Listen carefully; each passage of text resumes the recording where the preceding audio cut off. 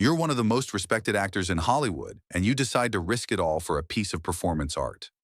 In 2009, that's exactly what Joaquin Phoenix did when he showed up on David Letterman's show, mumbled his way through a bizarre interview, and announced he was quitting acting to become a rapper. The media thought he was having a breakdown, and his career flatlined. His story is a shocking reminder of how quickly a reputation can be shattered. But he's not the only one. Get ready, because today we're looking at the most infamous times celebrities ended their careers with a single interview. Joaquin Phoenix.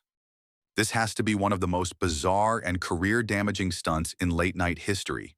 It all went down in 2009 when Joaquin Phoenix, then a respected actor, appeared on The Late Show with David Letterman looking completely disheveled, wearing a big bushy beard and sunglasses.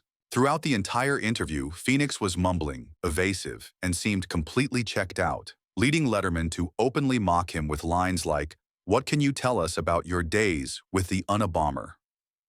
He also announced that he was retiring from acting to pursue a career in hip-hop, a claim that was met with stunned silence. It wasn't until a year and a half later, when he returned to Letterman's show, that the truth came out.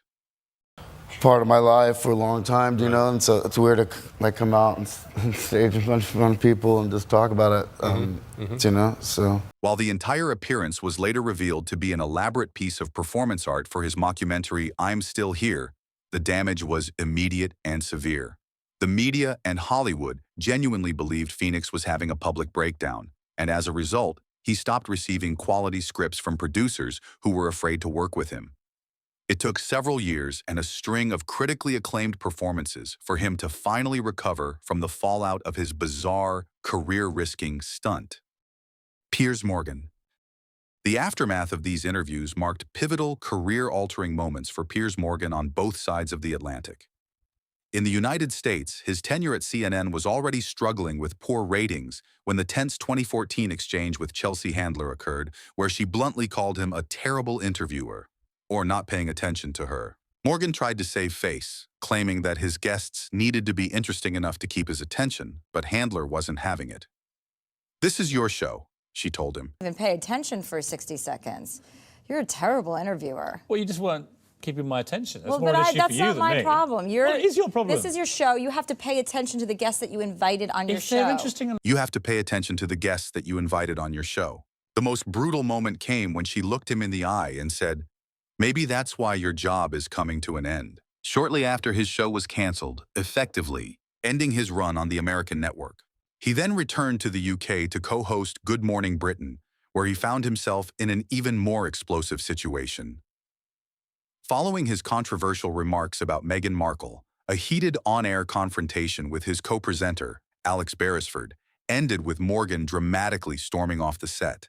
This was immediately followed by his resignation from the program, marking another high-profile exit defined by a contentious on-air interview. They state that in the time since his resignation from that show, he has struggled for relevance.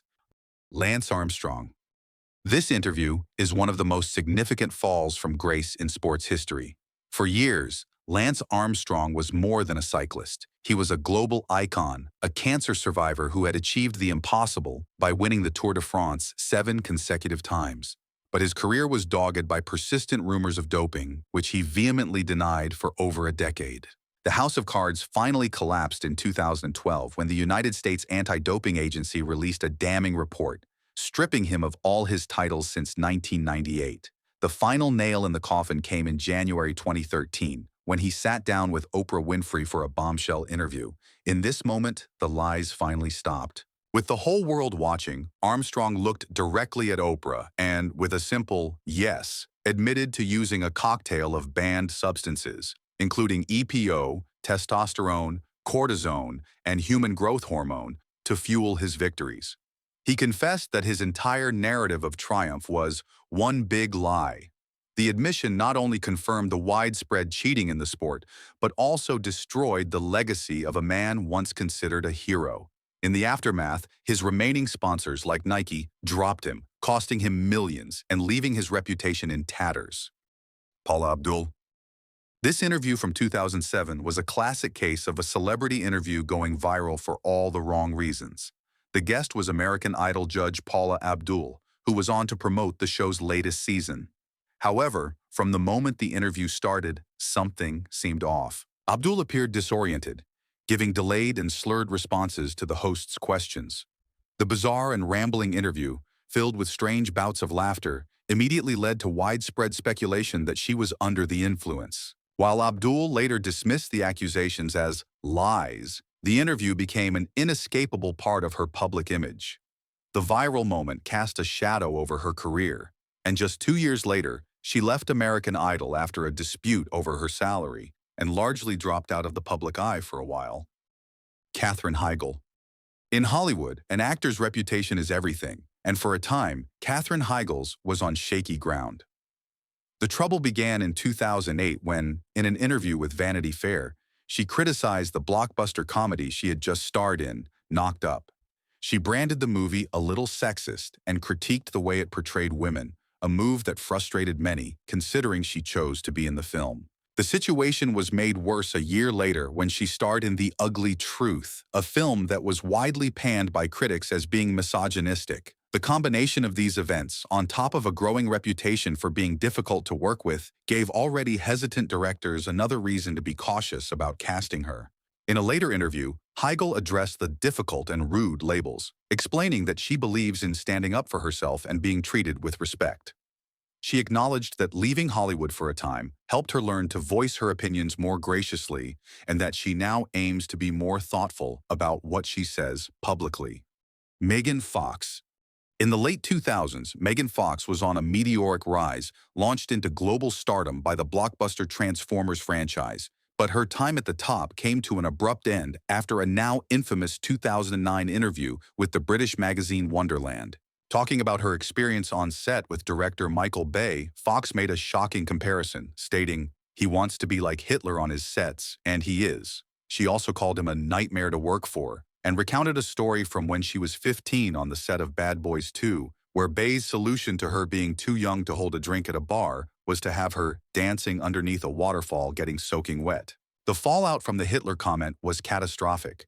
According to Michael Bay, the film's executive producer, Steven Spielberg, was so outraged that he said, "Fire her right now." While Spielberg later denied direct involvement, the result was the same. Fox was fired from the third installment, Transformers: Dark of the Moon, and replaced by model Rosie Huntington-Whiteley. Fox later admitted that refusing to apologize for the comment was an act of self-righteousness that led to the low point of her career, derailing her trajectory and making notable roles few and far between for years to come. Vanilla Ice. By the late 90s, the massive fame Vanilla Ice achieved with Ice Ice Baby had largely faded, leaving him in a kind of pop culture limbo. In 1999, he was invited onto the MTV special 25 Lame, a show where comedians like Jon Stewart and Jenny Garofalo would mock the most overplayed music videos in the channel's history. The premise was that Ice would have a good-natured laugh at his own expense and ceremoniously retire his infamous video by destroying the master tape with a baseball bat. At first, he played along, but when the time came to destroy the tape, something snapped. Instead of a playful tap, he went into a full-blown rage, smashing not just the tape, but the entire set, sending the hosts scattering and leaving everyone in shocked silence. What was likely intended as a self-aware comeback stunt turned into a public meltdown. The media widely portrayed the incident as an unhinged and desperate outburst from a washed-up star. The interview solidified his image as a joke, making it even harder for him to be taken seriously and pushing his career further into obscurity for years to come. Glenn Hodddle. In 1996, former soccer star Glenn Hodddle landed one of the most prestigious jobs in English sports, manager of the national football team.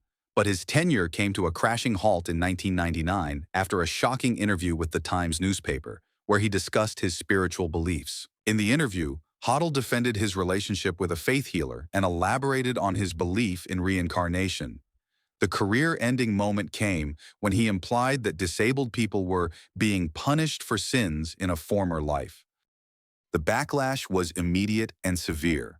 The public was overwhelmingly outraged, and there were widespread calls for his dismissal.